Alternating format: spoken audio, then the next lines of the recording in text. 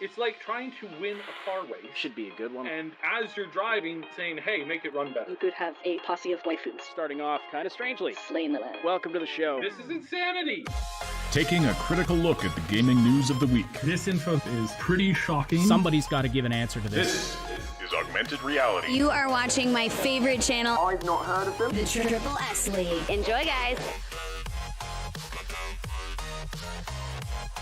Is there anything lamer than celebrities who think the hip new thing is cool? Well, we'll discuss that today as we talk about Hollywood celebrities now just getting into getting into NFTs, man. Hey, it's not Matt Damon's fault that, a bunch of people lost all their money. I mean, Matt Damon said that, the future is for the bold, and at least they were bold. I suppose. Boldly going where too many people have gone before, to bankruptcy court? I don't know. Anyway, welcome to the Triple S League podcast. Sorry, the Augmented Reality podcast presented by the Triple S League, your source for news, leaks, and analysis of games in the gaming industry. We also talk about other relevant pop culture stuff, and we will be talking about Hollywood celebs. Oh, one of our favorite topics. We love Hollywood celebrities, and everything they do is amazing, and we should listen to them. We should take our advice from them about how to be good, moral people and buy into whatever crap they're shilling. And sarcasm. So this is, again, where we talk about what's going on in gaming and in pop culture in general.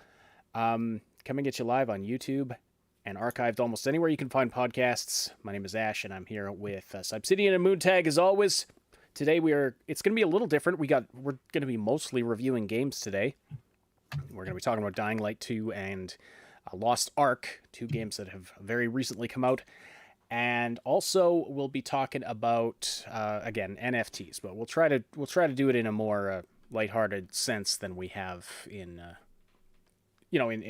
days past. I mean, it's at the point where it's kind of a comedy now, anyways. Well, yeah, so. I can't believe this is top news every week now. Like, who's doing NFTs now? What's the latest scam that turned out people invested hundreds of thousands, if not millions of dollars in, and then turns out that the people who raised that money either, did something incredibly stupid, like, selling plots on an island that they don't own, buying a book and assuming that they can turn it into a movie because they now own the rights. Yeah. Et cetera, et cetera, so, et cetera, so clearly, et cetera. A lot of people buying into this stuff don't even understand what they are. Well, it's all FOMO, right? Like that, and that's the worst thing about microtransactions is their FOMO. I play my phone game, and again, I'm playing a particular phone game because I love the genre, I love the series, I love the concept of the mech warrior games, and for the last 5 years, there's been one not RTS, it's like a strategy, turn-based Mech Warrior game, and then there's been Mech Warrior Online, the new Mech Warrior Mercenaries, and that's it. And all of those games, the strategy, turn-based one is great, but I've played through it so many times now that I can't get any more enjoyment out of it. And then the other ones are just made with really, really crap engines. And the only other game that's come out that's a mech game is this phone game. And I mean, even with that, it's like, oh, you've got an hour I've got 9 hours to buy, 5 event tokens, which will probably net me something that I could get in an hour or two of grinding, but it costs, $45. It's like, that fear of missing out is still strong, and I hate the microtransactions. I hate these things because it's like, you guys could just make a good game. Like this game, if they just made it like a really good esports thing and encouraged it that way, I'm positive it would gain them more money in the long run than this cheap microtransaction-y fueled mess that it is right now. But yeah, and this is something more and more of these companies are starting to realize that this is the only way for them, to make money outside of microtransactions, and the whole microtransaction thing is coming to an end.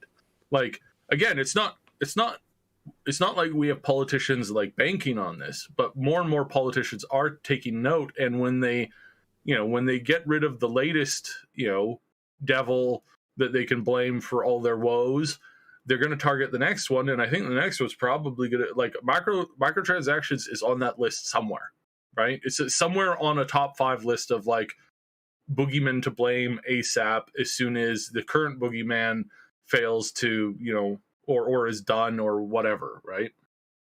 Right. Yeah. Yeah.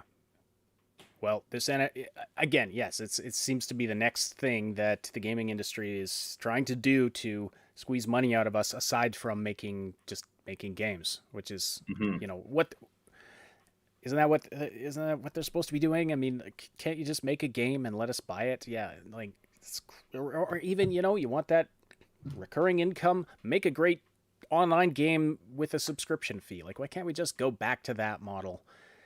Like, I'm not opposed to cosmetics being sold, because what you get with cosmetics being sold is, like, instead of a game where it's a subscription thing, right? And you're like, hey, let's make a fireman costume. It's like, fireman costume. I mean, who's gonna like, do the content to unlock that? I mean, that seems a little silly. And you're like, well, I mean, it could be, it could be great, could be fun, could be cool. And you're like, you know what? It's really not, though. It's not the coolest thing. You don't have people lining up around the block to get into this. Maybe we should just Preston walks up to you. Another colony is on fire. They need your help. Right. Right. So it's like, who's going to get that? Not very many people over the whole, and they may not necessarily enjoy it over the whole. But if you charge $5 for it, I mean, that 5% of your player base that does want that, at least they get it then. And so there's an argument. I don't know if it's a good argument or not, but there is an argument to be made for that concept. But, like, just with everything else there, it's like, I don't know if that's the best argument to make.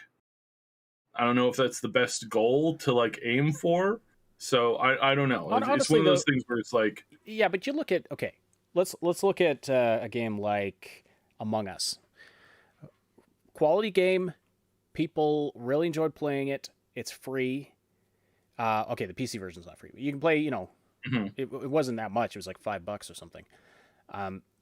And if that was a microtransaction fueled mess, probably wouldn't have that level of success, honestly. True, but it does have microtransactions. You can buy costumes and stuff, and for people who love the game and want to support the developers by buying some cosmetics, and so they can have a cool costume, whatever, totally fine with that.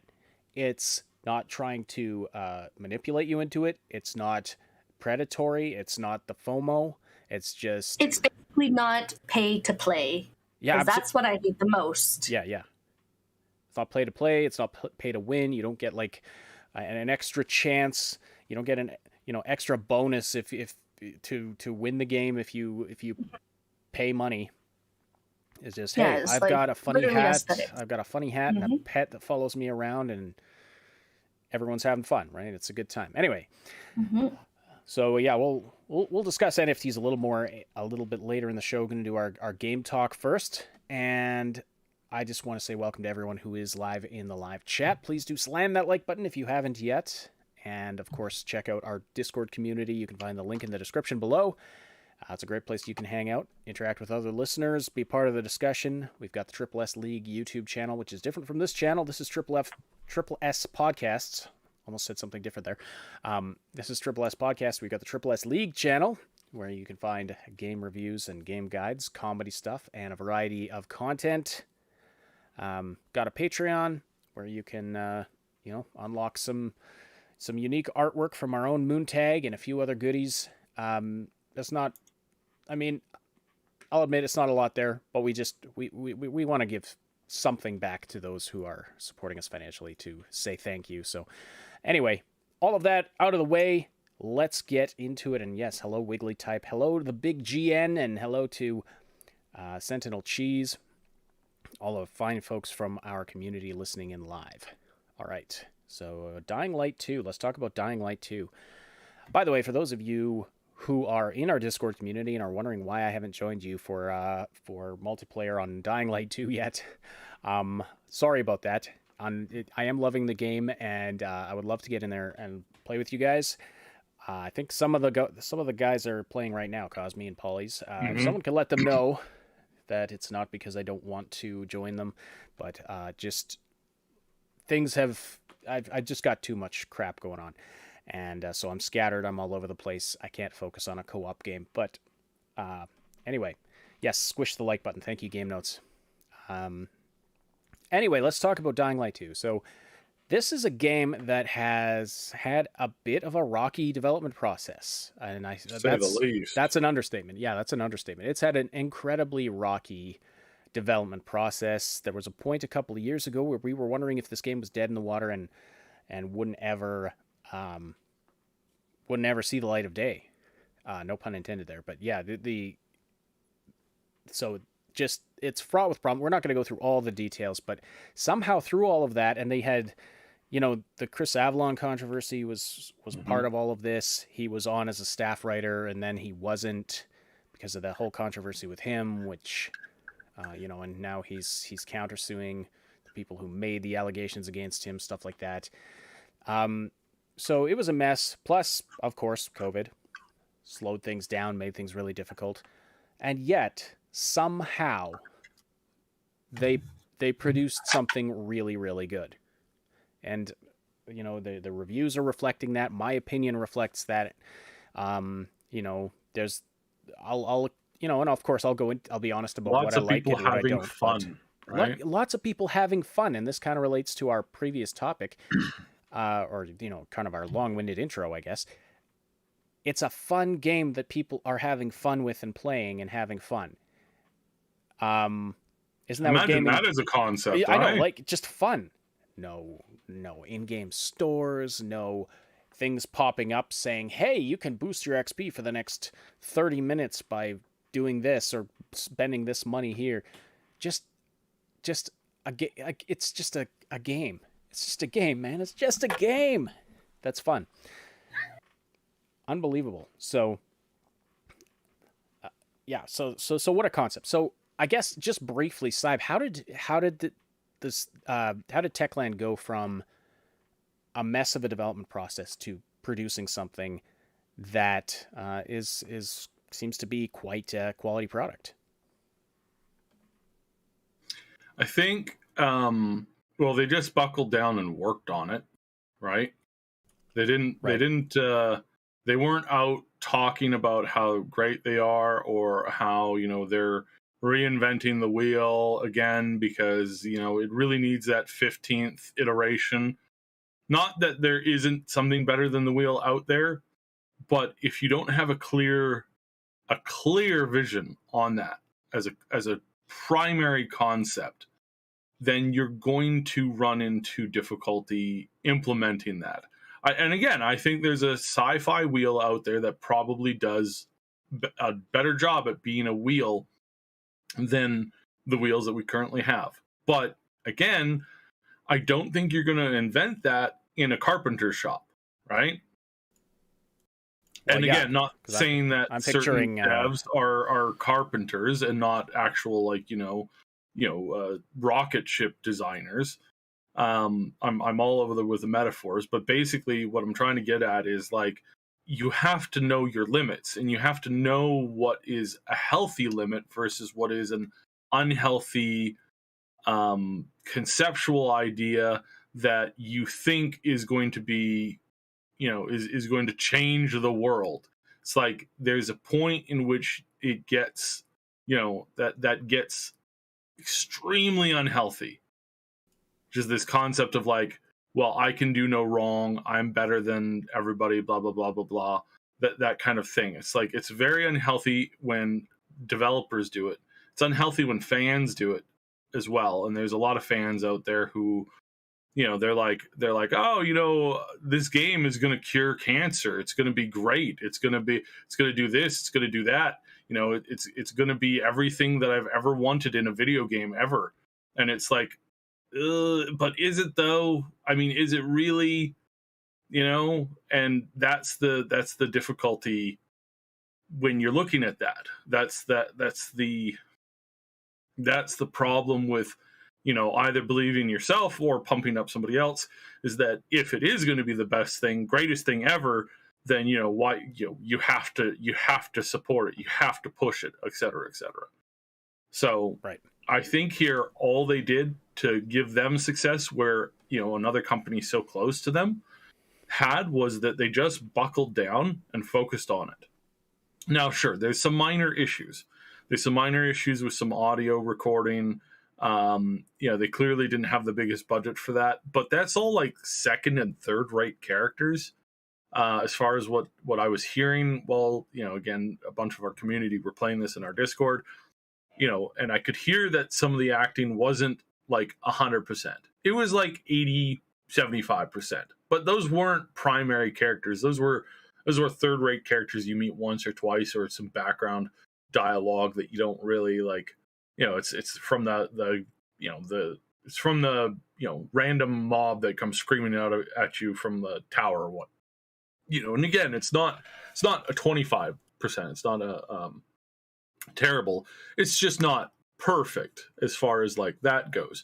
And that's a pretty small complaint. That's a really, I would say, unhealthy level of complaint. So yeah, now it peaked at nearly 160,000 as far as like people playing it at the same time. The game has done quite well, again, considering the opposition that it had, considering all the problems that it had. We can estimate that they probably have sold pretty close to 500,000 copies on Steam at the minimum, maybe more. And hopefully this game continues to do really, really well. The multiplayer functionality in it seems to work pretty decently. I do wish they had a character creator. Like, it's the second iteration in the story. You have tons of multiplayer capacity for it. I really wish these games would give you some character, some personality, because when you play multiplayer, you're playing as the same guy. So you're all played as the same guy. Yeah, exactly. You're all the same. So I wonder if that's something they've got in the pipe for later. I mean, it feels like I doubt it. It feels like something that must have occurred to them. Like, okay, we're going to put co-op in this, but we're going to have a bunch of clones of the main guy running around. It turns out the real weapon, the real super weapon this guy has, isn't the fact that he's some kind of like half zombie with the ability to like do amazing parkour,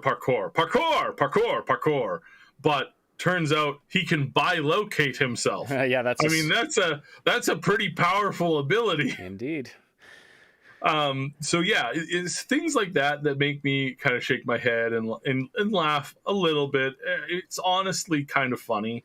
It really is. I agree about the character creator, and often like character creation is not as important to me as it is to you in most games. But as far as this one, I feel like it would have benefited from that. At the same time, I think so. At the same time, well, because again, specifically, not everybody can have Geralt of Rivia or the Master Chief as their primary character. Blah blah blah. Well, could you imagine The Witcher co-op if they put co-op in The Witcher, but everyone's Geralt? Like that just wouldn't work. And so that's kind of what they've done with this. I don't know. I don't know how you kind of work that in your head that there shouldn't be a character creator unless it got cut for time and budget constraints or something. I'm glad they didn't sacrifice something else in the game to make the character creator happen. I'll say that, but it would have been a welcome addition for sure. As Game Note says, you have to pick a focus at some point as a developer, right? You do. Yeah. You have to decide. There is a lot of time and space you can save by not having a character creator in it. Right away that saves you on at least one additional voice set. Your main character voice actor you'd have to double, because you'd have to at least double it.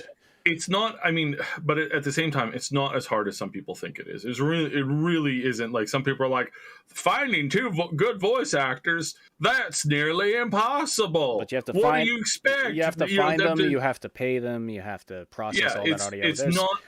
It's not actually that hard. It not really isn't hard, but I mean, it is an extra expense. It is an extra constraint on your time.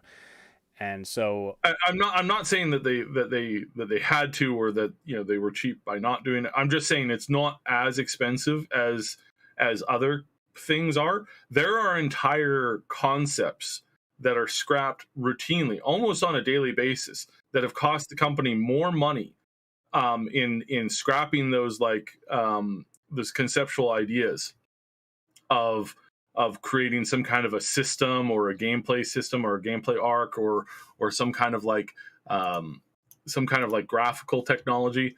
There are whole fields of this stuff that are routinely scrapped on a daily basis by just, if you take almost all of the game studios that are working on this stuff, that together they are burning way more of that experience, of that money. Sorry, not experience. They're wasting time, money, and experience in developing those things that they end up trashing and not using at all, than doing a comparative assessment of adding in like a character creator and or at least a character picker. Like you could pick between like four main characters, four characters or two characters or whatever. Right. It's like you're still burning way more of that money doing that than you are in not doing the character creators. Very fair. Yeah. Yeah. Very fair point. So again, it's not the same in every scenario, but it's just generally as a rule, that's how it works. So it's not that expensive. And again, I'm not dissing them for it. It's just I think their game would have more staying power if they had done that. Like, I don't expect Dying Light to start to go up over the next couple of weeks and months as far as like people playing the game. I think going forward, it'll have a really good review base. And if somebody wants to play a zombie adventure RPG game, this is the story for them to pick. This is the experience for them to play in. And this is, generally speaking, a very good choice for them. And they've done a really good job in creating this game. But I don't think it has the staying power in it that it could have had if they had introduced more options for the player and had that available, for people to play. Now, again, watching these people play it in our Discord, most of them don't care about that. So I might be wrong on that. Let me know in the comments. I mean, no, your choice. Does playing a clone character, does that, is that wiggy for you at all? Is that an issue when you play other games? Like, I mean, Halo, for example, right? You're technically bilocating as Master Chief. So, and I've, for the record, I have made the same points in the past. I'm not being picky and choosy here, but yeah, Master Chief is another great example. It's like, the Doom guy, right? Doomslayer, all these kinds of stuff. Am I wrong on that? Please let me know in the comments. Let me know your opinion on that, because I'd like to hear what everybody else thinks on that. That's my take on it from a technical standpoint. So Paulies is saying the clone character is not an issue for him. And like I said, I suspect that a lot of people will say, it's gameplay first, and I would rather have the gameplay play well than to have a character creator. And so, yeah, that's something I'm curious about. Yes, I agree. I don't think that's not enough to ruin my experience for sure.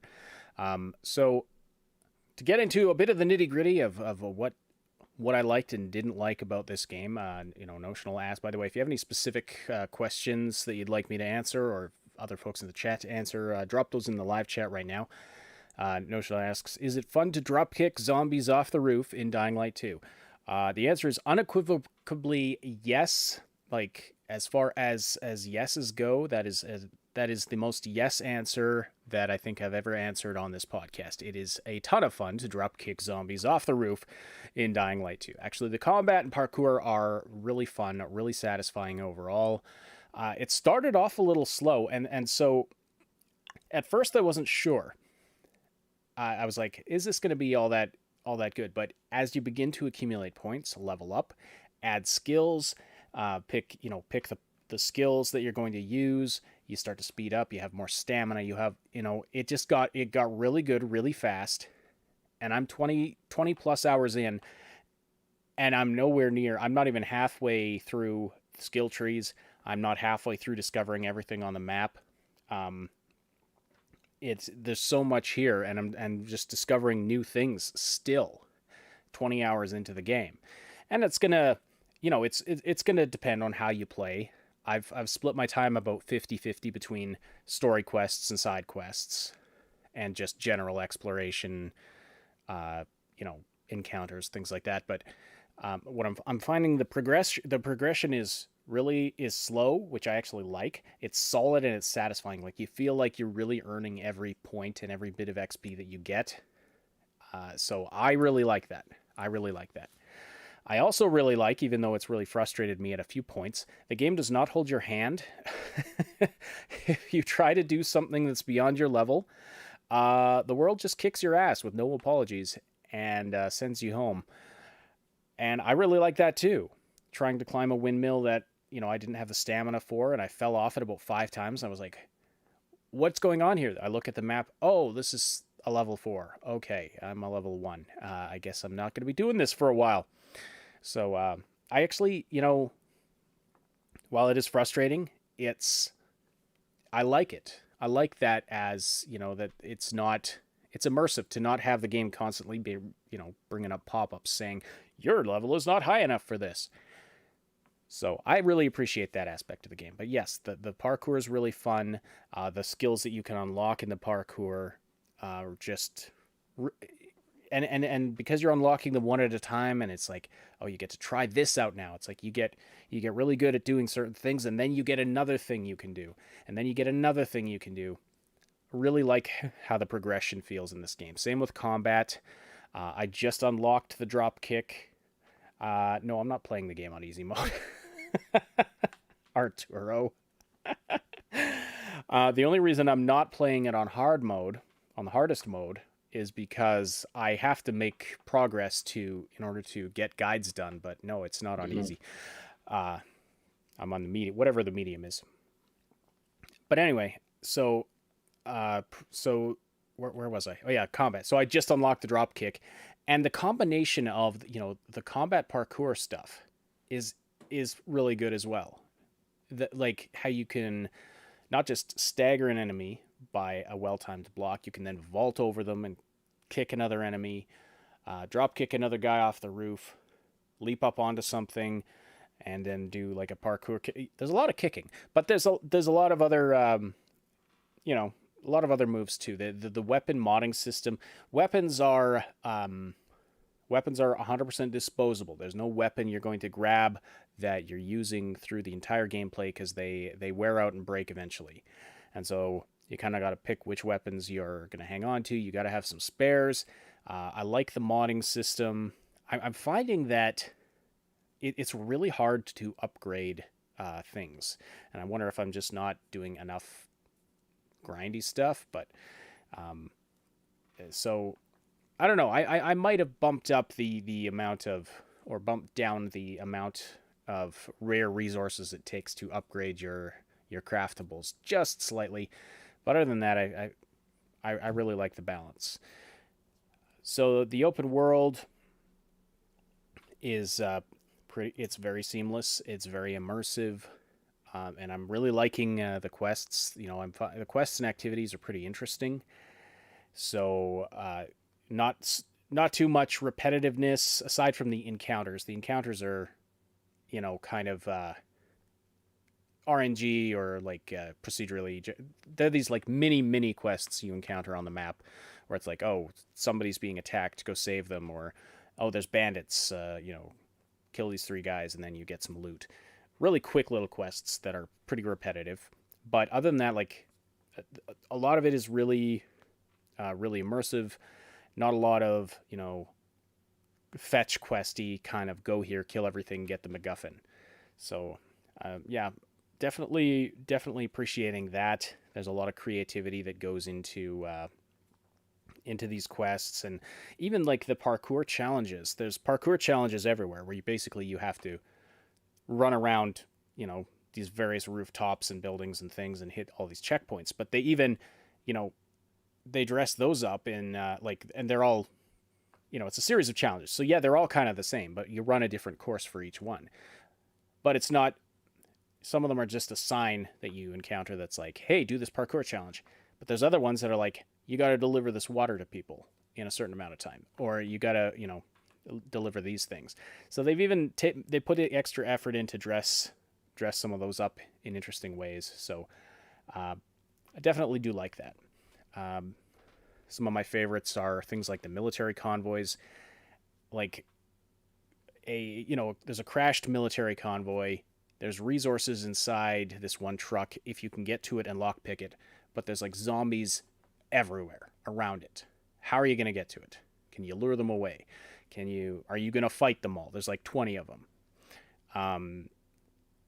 A lot of these seemingly simple quests or activities involved a lot of thought. It's like, how am I actually going to approach this? So, am I going to wait till night and try to sneak in there? Well, they're right up against the door. And if I try to, I'm going to die if I just try to run in there and grab the stuff, because I have to take the time to lockpick. And the world does not freeze around you when you're lockpicking stuff. Unlike some, unlike Skyrim. Yeah, exactly. The zombies will eat your face while you're trying to pick a lock. So you gotta figure stuff out.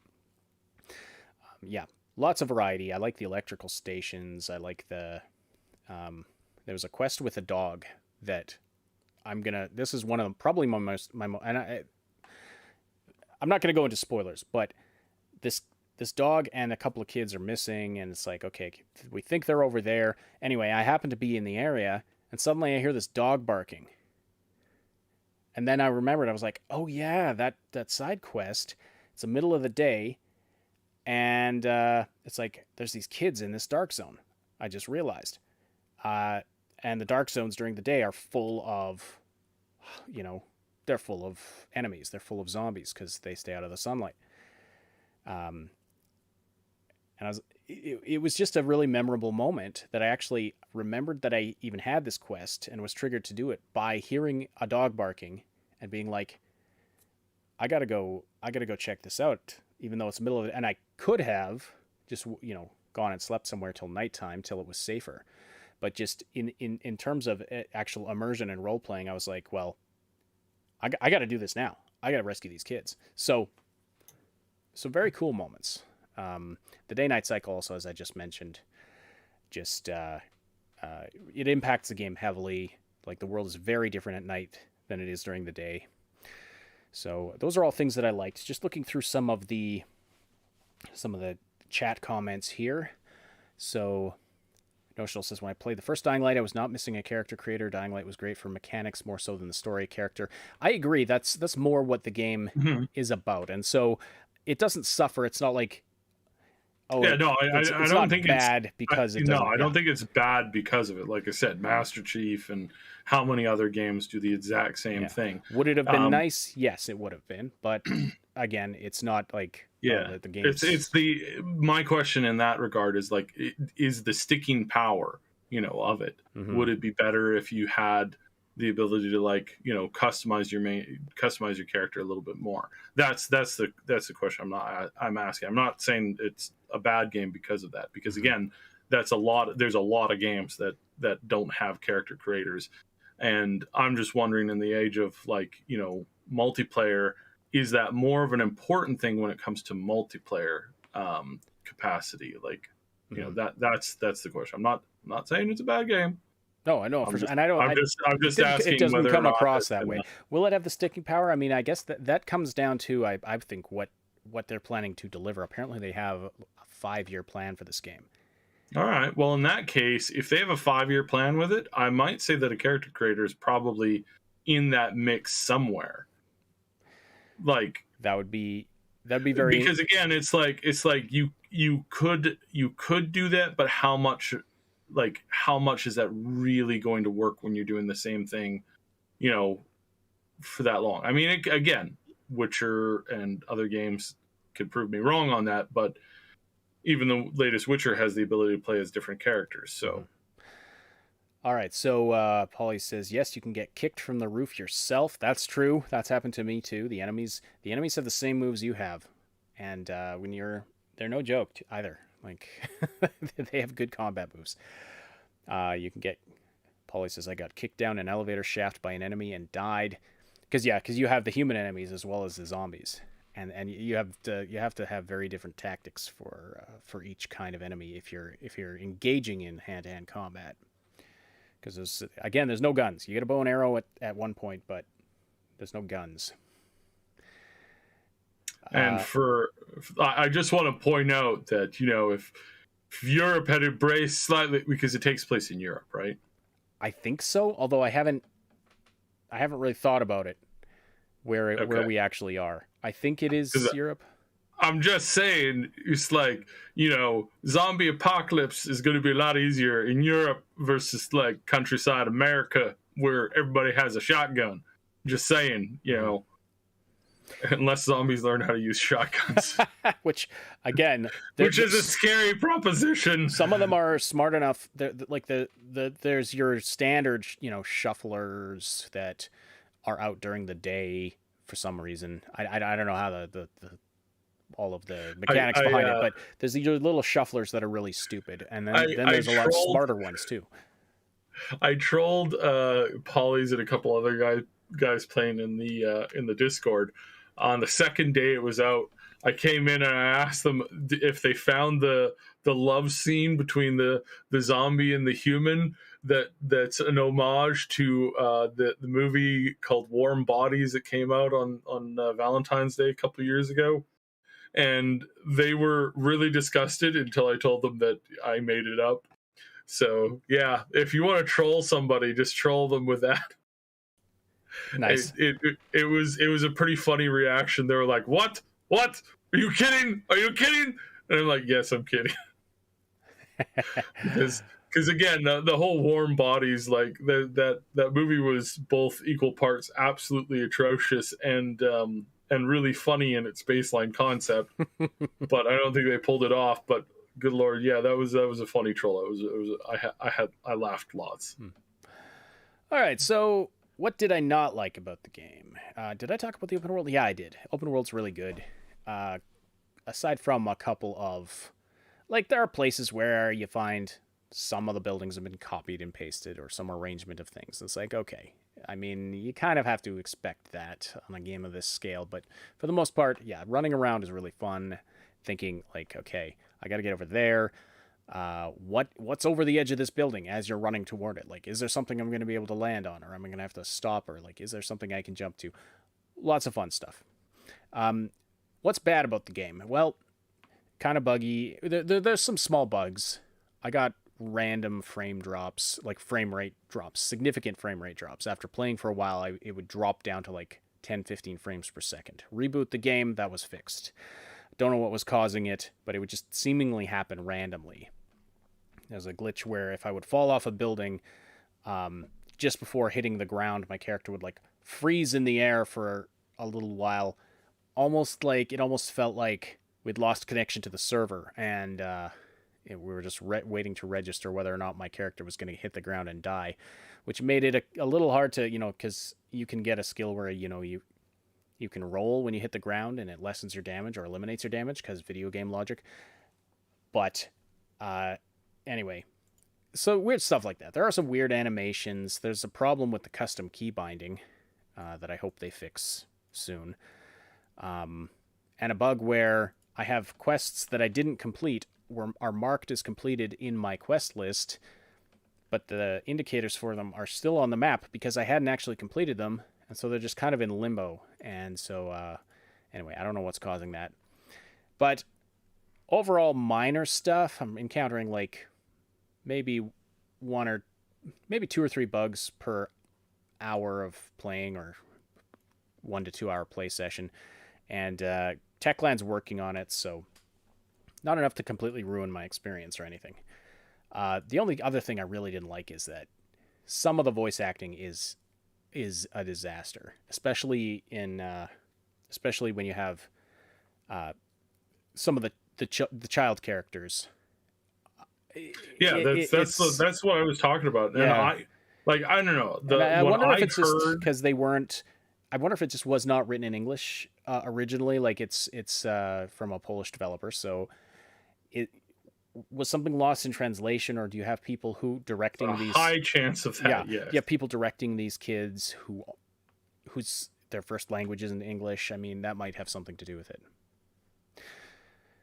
Anyway, so what's now?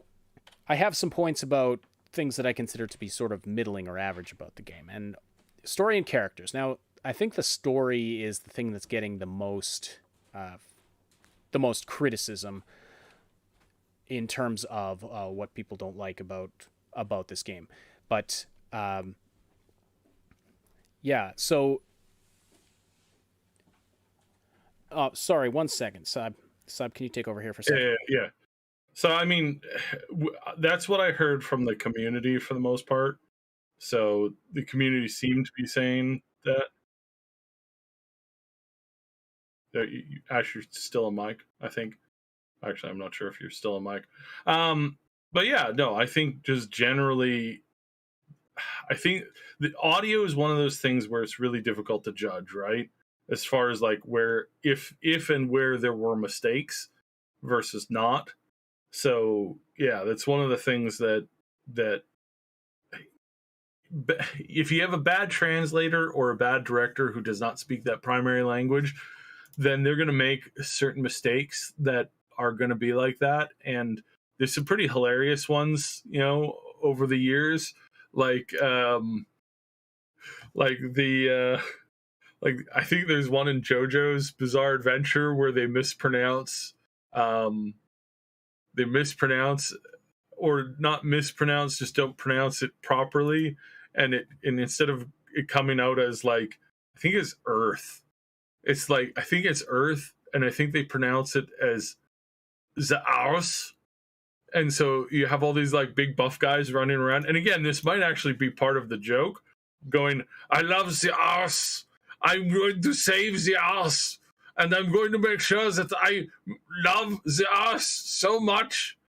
And so because they're all like the characters in JoJo's Bizarre Adventure are all like gigantic, like muscle bound, like, Arnold Schwarzenegger like type sounding characters. So I'm not making fun of like the like somebody's attempted translation. I'm literally making fun of the characters. So sorry. Okay. Thank you, Sab. Arturo says that if the game is 30 FPS, he's not playing it. Well, I've been getting a solid FPS cap? I don't know. I've been getting a solid 60 FPS. Okay. So Arturo, it is 60 FPS on PC. I don't know about consoles though. IX is saying 60 FPS on PS5 and Xbox. So I can't speak to the consoles. I've been getting I can't run it on maximum settings. But I do have some of the ray tracing features turned on. Well, anytime you're turning on ray tracing, that's eating a lot of resources. It is, so. But I've got it so the settings are pretty high, not maximum. I had to turn off a few things, like the features that, like the reflections. I turned on ray trace reflections, and that just ate my frame rate for dinner. So I had to turn that off. But I do have some of the ray tracing features on, everything else at maximum except for motion blur, which I just turn right off completely because why motion blur? I still don't understand why. Like, does motion blur like save resources or something? Like, I don't know. No, it doesn't. It then why on earth is it still an option after all these years? Like, do people really do developers really think people use this? That's one thing I just don't understand is like, why do people use, or why do developers still create motion blur? Because it's like anybody who knows how to change a system in the game automatically turns it off. Yeah. Well, it's because motion blur is it's an effect you get with a real camera. And so I think they're going for realism or a more cinematic effect with it. Turkey Master points out. Anyway, I really apologize for having to duck out there, and Saib, thank you so much for covering for me. All of a sudden, I'm hearing footsteps upstairs. I'm like, somebody's in my house. It was my wife just bringing the dog home from a grooming appointment, which I was not expecting. But now my dog is... she's off doing something. Hairless. I'll have to check on her in a second. But anyway, sorry. I apologize for the interruption there. All right, I'm gonna wrap up, and then I'll get Saib and Moon on to talking about Lost Ark. So yeah, so I talked story and character. I agree they're not. It's not like an epic, groundbreaking story, but it's not bad either.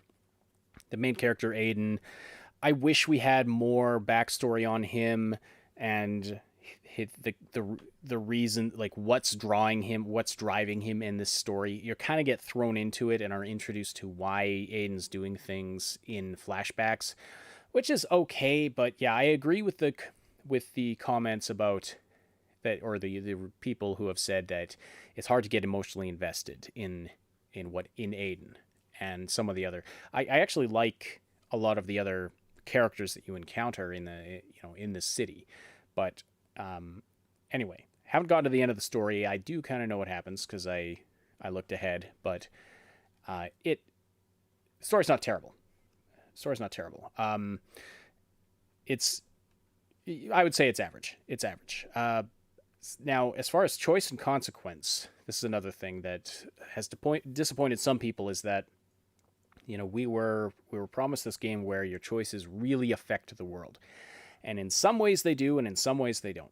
Your city alignment choices, because for some reason you have the supreme authority to assign regions of the city to either of the main two factions. Video game logic, I don't know.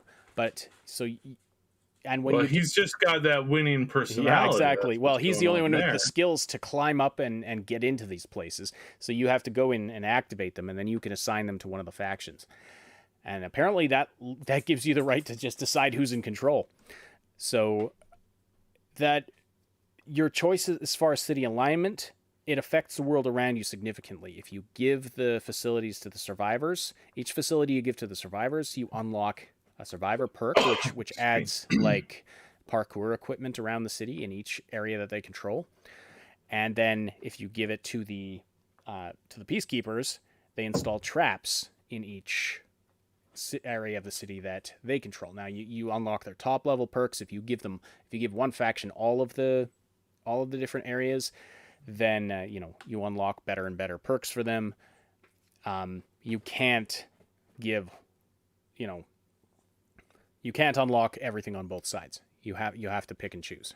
So it's kind of interesting in that effect, because it literally does affect how you go about and interact with the world and what you're able to do. But these city alignment choices, have zero impact on the story at all, except for the very first facility that you assign to a faction. That is also a story choice. But yeah, your story choices will change which quest you get next, but not really. They don't affect your. It's not like it's a massive branching story. You're choosing the connection path between the same story beats, basically. So this is kind of toned down from, I think, what people were expecting and what we were maybe originally promised by the developer. So, point of discussion on this, and I don't know how much time, because this has gone on longer than expected, but a point of discussion: how many times have devs promised big open worlds with choices that have huge impact, only for the impact to feel average at best? And are we even at a point where a big butterfly effect sandbox world is achievable? Like, there was tech that was able to create this, but it is now sitting in a Russian hard asset vault, and it was not perfected. It was a ways away from being like actually like usable in that level. So Yeah. So yeah, and that was my next question: is has anyone really pulled it off? Because I can't think of a game where they've pulled it off. no, it's simply like there are some like text-based ones or games that are extremely limited graphics that claim to be able to do that, but that is very much an exaggeration on on anybody's like perspective of like how things work. That is a math like, oh well, such and such game was able to do it. It's like, yeah, but that's through text.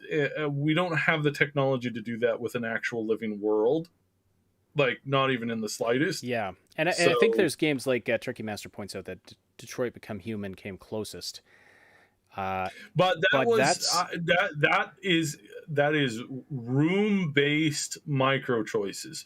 So the environment is changing, like is not changing hardly at all.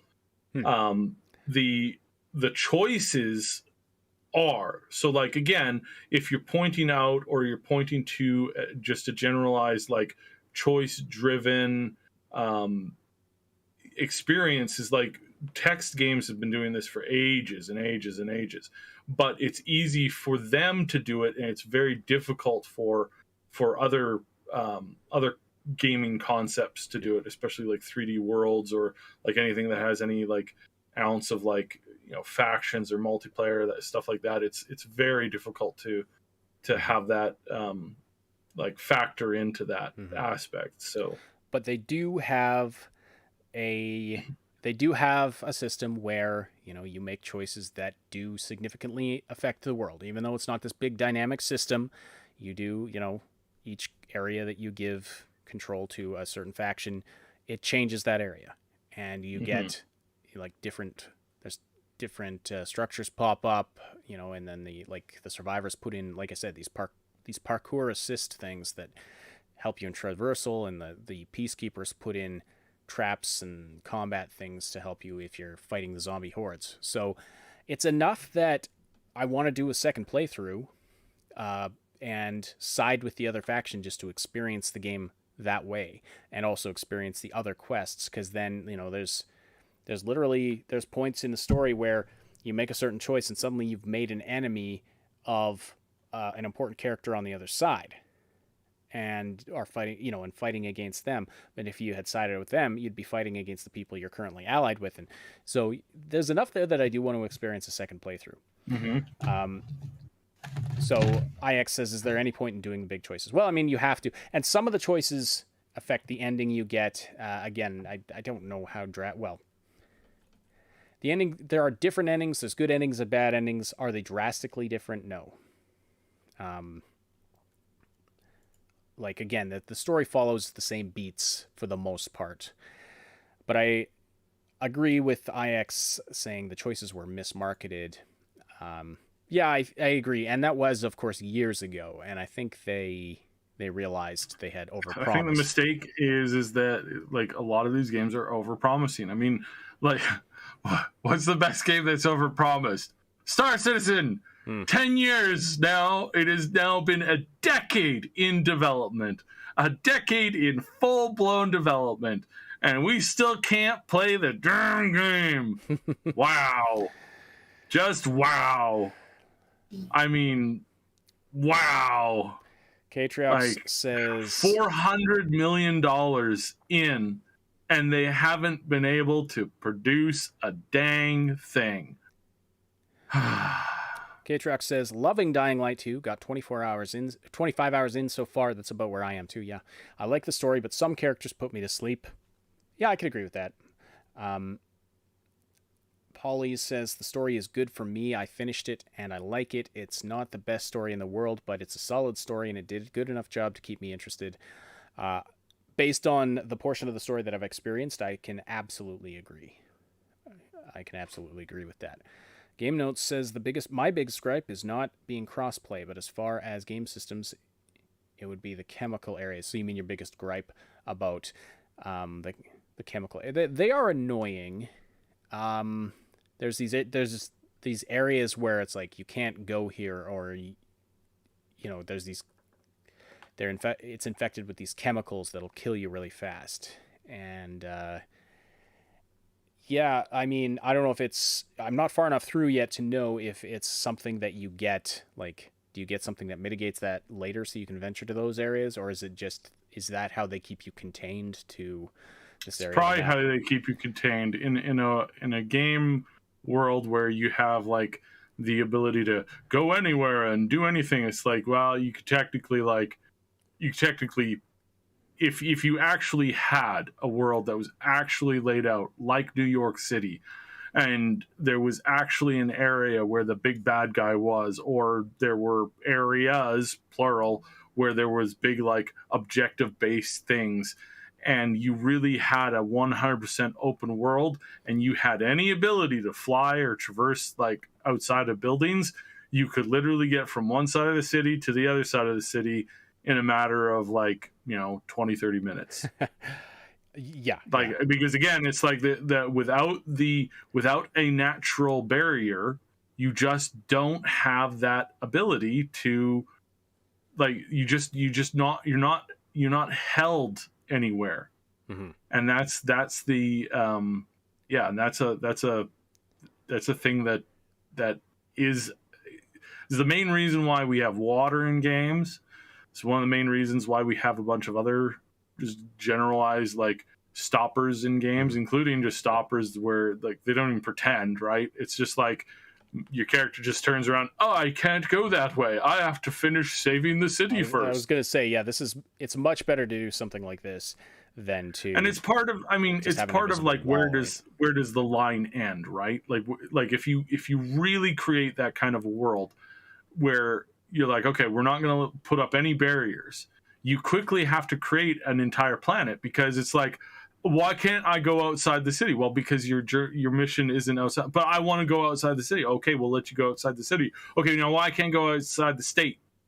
Yeah. Well, because why can't I go outside the country? Okay, all right, we'll give you the ability to go outside the country. Excuse me, why can't I go to the middle of the ocean?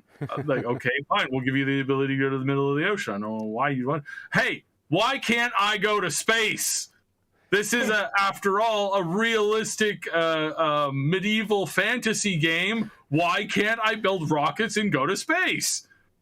And the answer to that is, okay, I guess we'll let you go to space. It never ends, right? It's like censorship.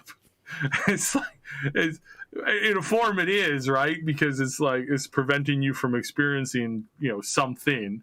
But yeah, that's the thing, right? Like that's the legitimately, that's the thing, is like, where do you draw the line? Because you have to draw it somewhere.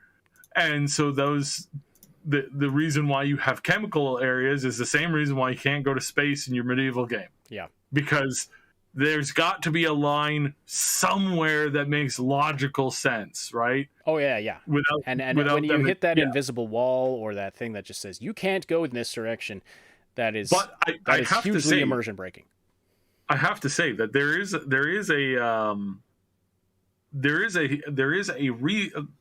is room, right, for this to function this way. To give you that access to be able to explore anything, because one of the more popular animes last season, that was last year, was this anime in which this guy gets reincarnated into a medieval world, and his dream was like to go to space or something.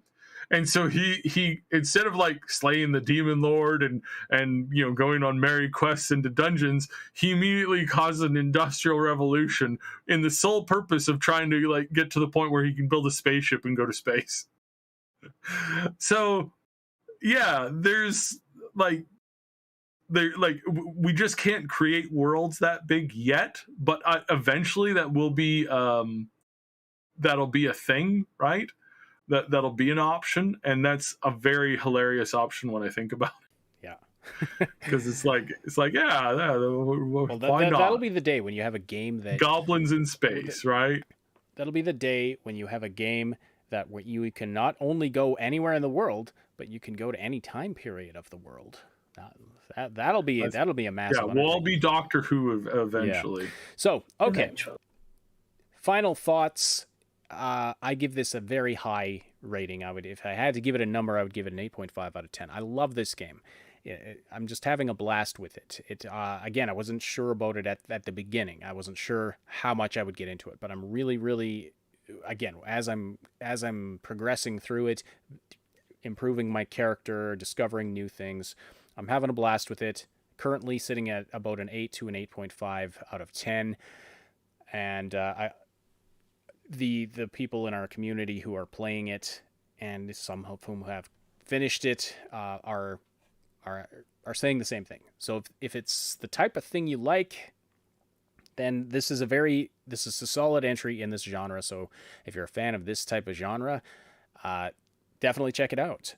And as far as if you're tired of zombie stuff, I was talking to my brother-in-law about this. He said he wasn't terribly interested in it because he was tired of zombie stuff. I can understand that, but at the same time, I keep forgetting there are zombies in this game. Because I get so wrapped up in everything else that's going on, and then I'll run out onto the street, and it's like, oh yeah, there's zombies here. Time for the running away now. Zombies is one of those things. So it's just the perennial. It's like werewolves and vampires, but actually on a much shorter loop, where people get tired of zombies in their media. But then all it takes is like one. It's only ever like one IP or one story away from it being the number one like seller of that year again. And so it's just kind of cool to see and be reminded that there's always, like, whenever you're like, I don't like this trope, it's like, well, you just wait until they're back again, because well, it's and, just and like it's also about what the creative vision for it is. Like, zombies are the backdrop of this game. It's the apocalypse that they've gone with. And there's a zillion different types of apocalypse scenarios now, but they went with zombies, and it's the backdrop, but the game is not kill hordes of zombies. The game is a lot bigger than that. It's built on this backdrop, and they built something good on this, rather standard type of scenario, the zombie apocalypse. But they've done something really well and really creative with it, so it doesn't feel tired and old to me. The zombie stuff actually works really well, in my opinion. So those are my thoughts on Dying Light 2, and we're going to wrap it up there. Because we've got to get on to the other topics here. We're already an hour into the show. Walls. But, so, next, we only have... Cyber and Moon are going to talk about Lost Ark next. First, I'm just going to say... We only have a day, because it's only been out a day, so our reactions aren't going to be nearly as long as our review of Dying Light 2. So the big thing about Lost Ark is like, well, why are we playing it? Well, we're playing it because it's an MMO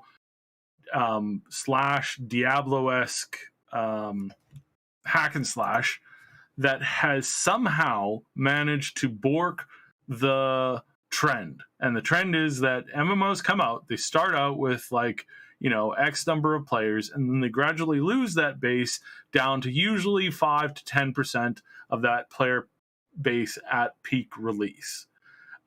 This is not the case for Lost Ark. Lost Ark has released in 3 separate regions and has, over the last 2 years, grown in all of those regions.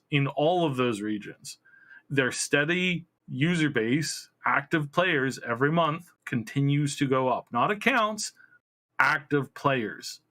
Because again, free players, you can argue, they always go up because, people, log in for 5 minutes, don't like it, uninstall. But that's still a new account. So therefore, that new account has like, and there was a time in which certain companies tried to use that as a way of showing growth.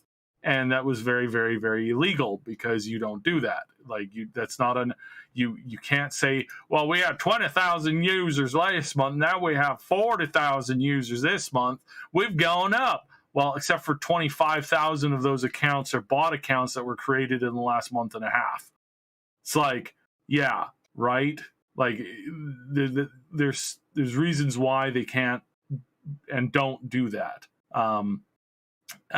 So yeah, this is a case of an MMO genre game defeating quite soundly the concept and way that a game is supposed to grow.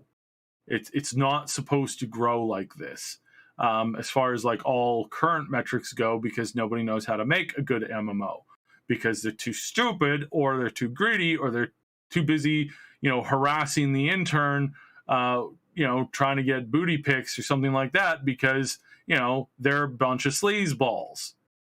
Call out to our favorite former companies here. It's really quite sad that the MMO industry, which is the genre, is supposed to be all about putting you and your friends together and letting you have fun without being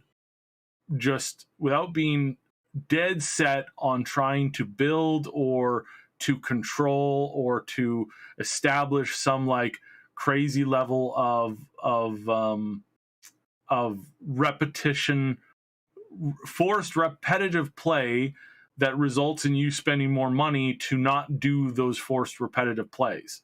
It's like there's so many systems in WoW, in other places, where it's like, yeah, we want you to play the game, but the game is, to be honest, quite terrible because we haven't actually made good gameplay in 2 decades. And so therefore we're being forced to force you to play the game the way that we want you to play the game, which is essentially not playing the game. And so that's that system. That's that repetitive wheel that the MMO genre has been on. Hamster wheel, that's the word I was looking for. That's the hamster wheel that the MMO genre has been on for decades now. So this one's not like that, though. This one's not like that. This one is, sure, it has repetitive gameplay, but it has an enormous amount of different gameplay. You want to, so again, it's an isometric hack and slash as far as what it physically plays like most of the time. But it also has several different game options built into the mechanics of how you play the game. And there's all these islands that offer different experiences. Everything from playing out as a 2D as a sprite on a 2-dimensional plane, doing a platform, trying to avoid being eaten by some parrots. There's fights where you fight a giant golem who hates birds. Shout out to Dragon Age Origins. And you and all the other players turn into chickens, and you fight the giant golem in chicken form as chickens. That's the fight. And you all have different abilities. And then you're like, oh, that's just variations of the same gameplay. Well, there's also an island where it's a horror island, and the entire island is as far as I understand, it's a non-combat island where you're supposed to find clues and discover things whilst also getting scared. It's a very, they're changing the game. They're changing the playbook when it comes to games that you play with your friends, and they're making it different. They're making it unique. And this is why the game has grown, because you can go to an island that's all about swimming pools, and your character puts on a swimming outfit, and they exchange their giant metal swords and big fantasy guns for water guns and foam swords, and you run around and you play like that. There's also a permanent Christmas island in which you fight only with snowballs. And the mechanics are very it's very trajectory based with snowballs, as real snow fights are.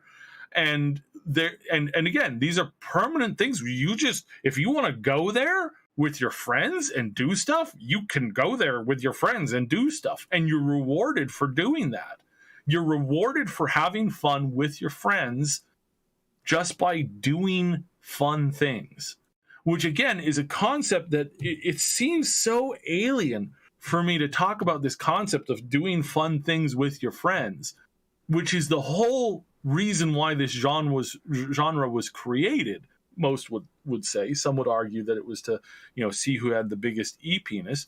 But yeah, the fact that this is a generalized concept of the genre that has never been fully realized is, like, recently, is shocking. And every time you look at, like, other companies like Blizzard and World of Warcraft, and you ask, why aren't your games like this? And you ask that question, why aren't your games like this? The answer you get is, when you look at it, actually, not when you ask that question and get a physical answer, when you actually look at the systems and look at the things and look at all the stuff that they're doing, the answer is it's more profitable for our company to do it this way.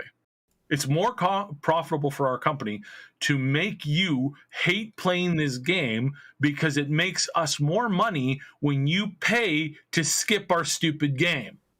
Does it really? Like, yes, I mean, that's a bizarre system. How did we end up there? That's I mean, that's a topic microtransactions. Yeah, I know, but like, why is it actually more profitable for them to do that? Obviously, they do that because it's profitable. Because so you look at World of Warcraft, you look at the race to world first, or the race to getting the ahead of the curve achievement. The FOMO in that, meaning that you have 8 months to play this expansion or this patch in this expansion, and during that 8 months you have to do this, do that, and do this other thing to get this achievement for being one of the first people to do this thing. As somebody who used to and as much as recently went back to the game and proved that I very much could do this whenever I wanted to, it's hard generally speaking, but if you're a good gamer, you can definitely get it done. But if you don't have the time, or if you don't have the skill level, or if you just don't have the people skills to develop a group of people to actually go and do those things, speaking from somebody who got a world first at one point, and I got a world first by, strangely enough, being a people person. It was one of the few times that I actually managed to pull that off. Which, again, long-term fans of the show will know I'm not very much of a good people person. I'm very terrible at it at times. But it's like that one time that I was able to really pull that off. We got a world first, and we ended up my small guild filled with mostly people who were just there to play and have fun together and to role play, ended up being slotted into I think we were number 7 worldwide. Because of that, because I happened to lead a run and actually managed to get a world first. And it's one of those things that happened years and years and years and years ago, made news in a bunch of places. But why is that not something I can do anymore? Because you simply can log into the game, spend $20, $30 buying game tokens, and then selling those game tokens for in-game gold, then going, hey, can somebody run me through this dungeon, this raid? And they'll be like, all right, we'll put you through the raid here. It'll take you about 15 minutes. We're to do the thing. Boom, you carried through. And boom, you got the achievement. You got the credit for doing this really hard thing. And then they take that money, and then they convert it back to WoW tokens, and then they convert those WoW tokens into real money.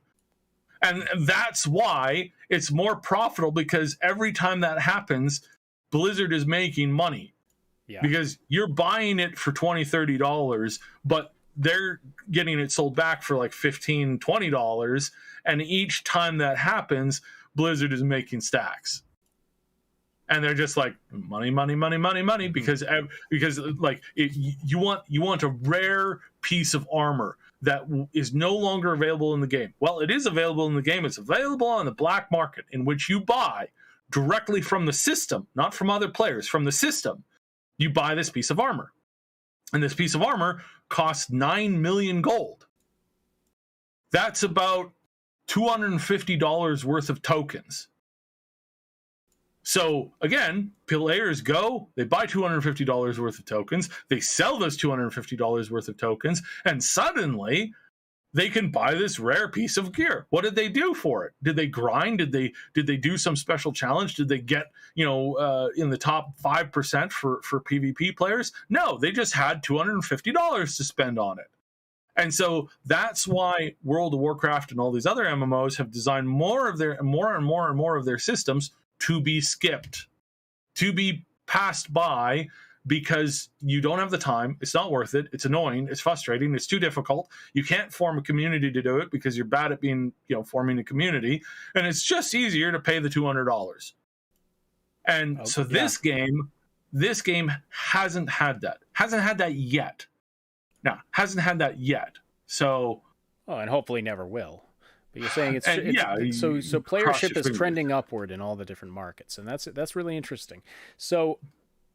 And Moon, you were telling me before we started here that it's way more fun than WoW, and yes, there's some things you're really enjoying about it. Because it's not just endless fetch quests, and my character is gorgeous. I have cute costume, I have cute hair, and I have cute pets, and like my moves are like my fighting is like interesting. It's not just like buttons upon buttons upon buttons upon buttons. Like it's actually like divvied up fairly well. Like I chose to play a bard class, and I got a harp, and so I make little music noises whenever I do my thing. It's great. And like even like I ran into like this area just outside of the starting town, and I saw two players just dancing. So I was like, I'm gonna join in and dance too, and it was great. And then when they were leaving, they waved at me and then like ran off. But it was like, just randomly cute and fun. And like, I love the designs of these characters, like both the guy and the girl designs, although I'm a girl all the way. I like the girl designs. And like, just, it's very pretty to look at. Like that's one thing they definitely has over New World. Like New World, I did not like the aesthetics that much. But this one, I love the costumes. I love my character. I love like the environment is very pretty. It's like, yes. And the quests aren't that far from like the quest giver as well, so it's not like you have to like trapeze all over the continent to do the one quest. Mm-hmm. And we did last night. We did all of the dungeons that we were able to do, which was 3 or 4 of them on hard mode, and it's just the 2 of us. It's designed anywhere between 1 to 5 players, and it was. Like the first couple ones it wasn't that challenging, but the last one was like really challenging. It was really difficult, and yet we managed to do it. And that was quite exciting. That was quite fun. That was like, yay! We were both like, wow, we finally got it. The last boss was really difficult. But yeah, there's this fun quantity that I'm having in the game that I haven't had for a really long time. There was some like, other than like a minor technical issue, there wasn't anything that was holding us back, in the game. So yeah, it was, I got to say that so far initial reactions are, well, this game's pretty darn fun and it's pretty engaging and there's lots to do. So yeah, it's looking really solid. And I'm hoping that we can continue that it'll continue being really solid. So we have built a guild, because again, it's like the reason why I love MMOs so much is because they let you play with friends. And that's the whole point of the experience, is to play with friends. And frankly, it's one of the more like interesting things I love doing is to be engaged, is to have these experiences, because it's something that is normally quite difficult in normal life, because everybody's got jobs. Sometimes you're not as good as you're sometimes an annoying person. This is coming from myself, and the only time where you get to have fun is when you can meet outside of those restrictions, and games do offer a little bit of that ability to have that. So some people call that sad. I just call that reality. Well, you have as somebody with autism, you have fairly severe autism. Well, yeah, and so you've explained. I mean, it made a world of sense when you explained that to me. That or you did that podcast with Des Mephisto, and you guys talked about how these games really appeal. They're equalizers. They're great equalizers. They're they really appeal to people who have autism, because the rules make sense and you can socialize within this context that makes sense to you. because you know what's expected, you know what the rules are, and how you're supposed to do things, and made a world of sense. So, and it gives you a chance for self-expression. Yeah, and there's lots of, like, you can always express yourself typically a little bit better than you can in the real life, because again, it's like you have more options, you have more availability to reflect, more of yourself and that kind of stuff. And again, that's in a lot of games, and it's a good system. It's good fun. So again, if you like hack and slash, if you like Diablo, and people often forget, they're like, Diablo wasn't an MMO. It's like, yeah, but it was multiplayer. And I mean, there's a huge case, like, number 3 was all multiplayer essentially all the time. And so, yeah, it's not, if you're turned off by the concept of MMOs by like certain other games, you might find, but you like hack and slash games like Diablo, you definitely find that this game is a little bit more up your alley. So, yeah. Excellent. Well, thank you for that. Any final thoughts, Moon? Come join us. Come play together. Let's be chickens together. Absolutely. So there is a Triple S League guild. Is that right? So it's called Triple S. It's just Triple S, and we are on the Regulus server. And if you're out there and you want to, that's North America East. Sure. Okay, Regulus North America East. So if you're out there and you want to connect with our Triple S guild in Lost Ark, or you want to talk to Cyb and Moon and some of the other folks in our community who've been playing it, check out our Discord server. You can find the link to that in the description below. And it's just a great place where you can find people to chat with about a whole host of topics, from games and movies and TV shows to food and animals and things like that. And we keep it on track. It's about fandoms and stuff like that. We've got great moderators who make sure everything stays above board and non-toxic. So check that out. Links to everything else Triple S related can be found in the description below as well. All right, so we'll have to wrap up talking about NFTs, but this should be a little more lighthearted than our typical approach to the NFT topic.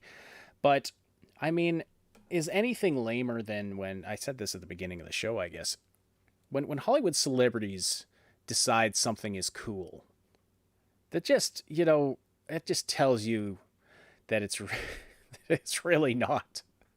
I'm sorry. I have to. How out of touch are these people? So we've got several examples of this. So Brie Larson facing criticism for buying an NFT. Now, honestly, Brie Larson, I don't care what Brie Larson does. I don't know why anybody would think. I don't care what Brie Larson does and what she buys with her own money. I honestly don't care. I mean, you could point to the hypocrisy of some of these people who are environmentalists, and the common thing is, well, these are bad. These NFTs and crypto are bad for the environment. I don't know where the truth lies on that claim. I think there is some truth to it, but at the same time, servers and computers in general take a lot of energy. But I guess the one thing I will say about that is, when you're using a lot of energy to run this blockchain for places where it's really not necessary, such as, say, having unique items in a video game, then yeah, I'd say, why are you doing whatever damage you're doing, or wasting the energy you're wasting for something that doesn't need blockchain technology? That's where I would come down on that for sure. But anyway, so there's a lot of even a lot of people who supported Larson through her, when Captain Marvel was getting crapped on, deservedly in my opinion. Again, not because she's a female-led superhero. She's the strongest superhero. It's because the writing's terrible. The writing was terrible. Some of my favorite characters in sci-fi would be Captain Catherine Janeway. Flying in the face. The whole argument about it about it being, because it's a female-led superhero who is super strong. No, that was a stupid argument made by stupid people. Because a lot of the people who didn't like Captain Marvel loved Wonder Woman. Ridley. The first one. Yeah, Wonder Woman. Or insert your example here. If it's well done. But anyway, so a lot of people who stuck with her through all of that. The story writing behind Black Panther, aside from the whole we're going to reach out and open our hands to the world by going to the richest country in the world and opening an office in the richest, one of the richest cities in that country. It's like that was the only one where it's like, I'm pretty sure there's people who were starving and dying of thirst, a lot closer to you that could have used your help faster. Other than that, Black Panther was a great story. It had great female characters, really, really well done. And I'm excited for the next one, because that one's going to be female led. And I can't remember her name, but the girl who played his sister in the last one, she's playing in this new one. And I don't remember her name because I just generally don't remember Hollywood names at all. I'm excited to see that one.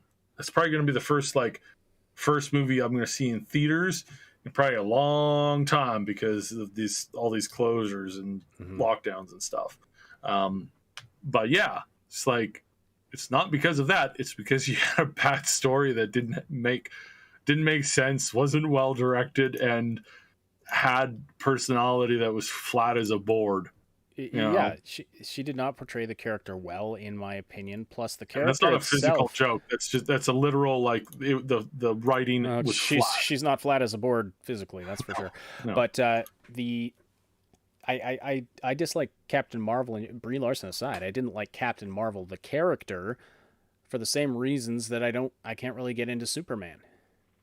Just overpowered and has no weaknesses. Well, Superman, kryptonite, but okay.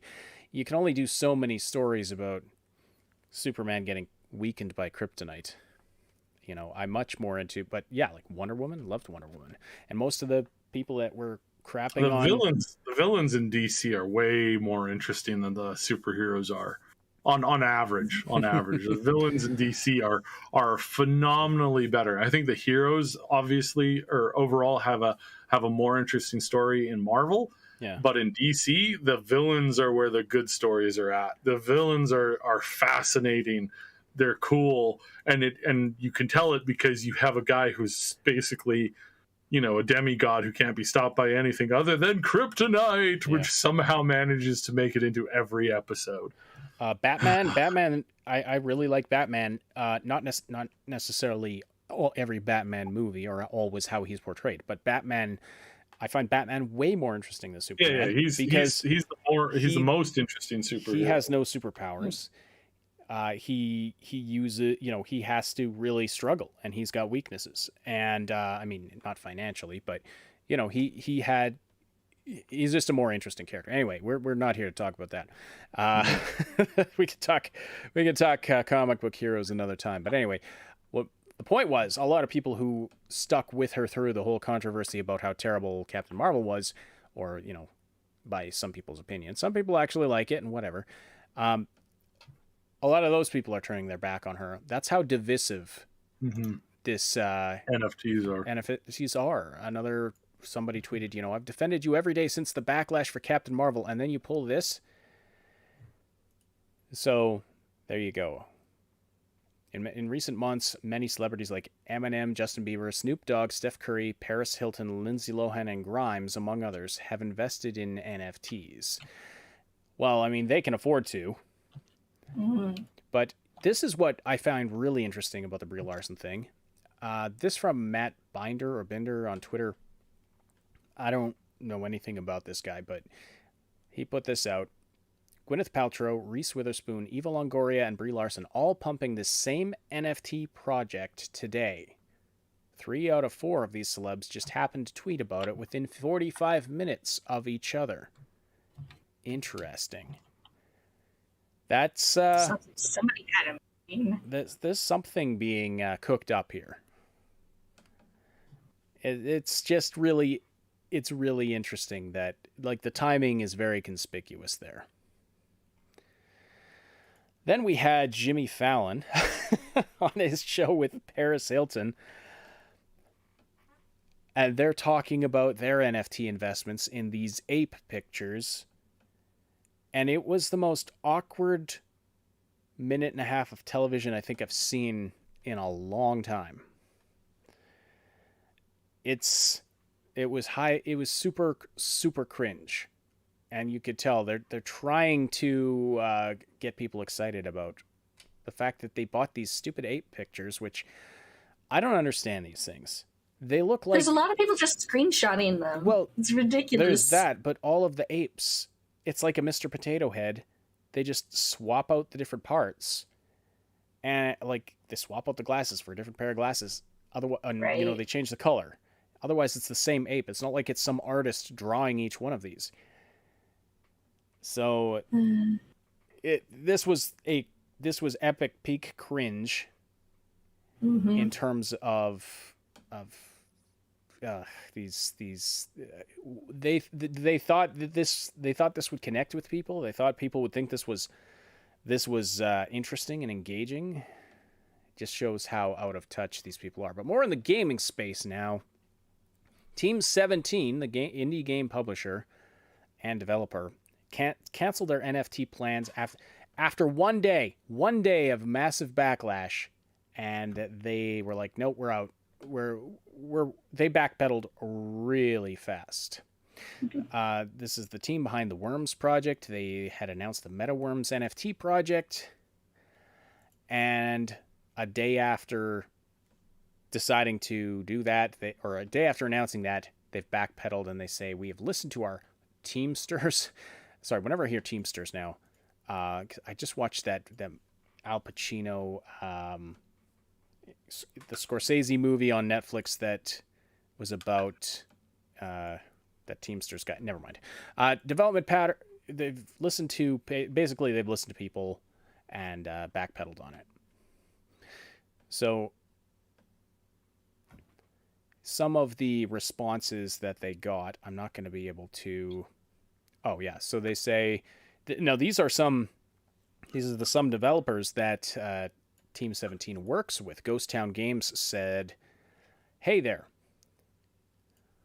We at Ghost Town Games just wanted to reassure you all that Overcooked and any of our future games will never engage in NFTs. We don't support NFTs. We think they carry too great an environmental and social cost. We also want to ask folks to be kind when voicing their concerns to their friendly neighborhood community managers." And then Aggro Crab was a little more forceful. They said, "We condemn Team 17's decision to produce and engage with NFTs. We believe NFTs cannot be environmentally friendly or useful, and really they're just an overall effing grift." So, to put it bluntly. Yep. And they said they won't be working them on future titles unless it's reversed. That's crazy. Ukulele developer Playtonic also issued a statement against NFTs. It reads, "To our community, we have no interest in utilizing NFTs in any aspect of our business now or in the future. We do not endorse the use of NFTs in the wider world." And then blah, blah, blah, be respectful, but when voicing your displeasure. Yeah, so that's what's going on in the world of NFTs. Indie devs, it just shows you who's in touch and who's out of touch. Hollywood celebs, out of touch as usual. Indie developers, a little more in tune with what the people who buy their games think about this stuff. AAA devs and publishers, not necessarily the devs, but publishers, they just see the dollar signs. That's about all there is to it.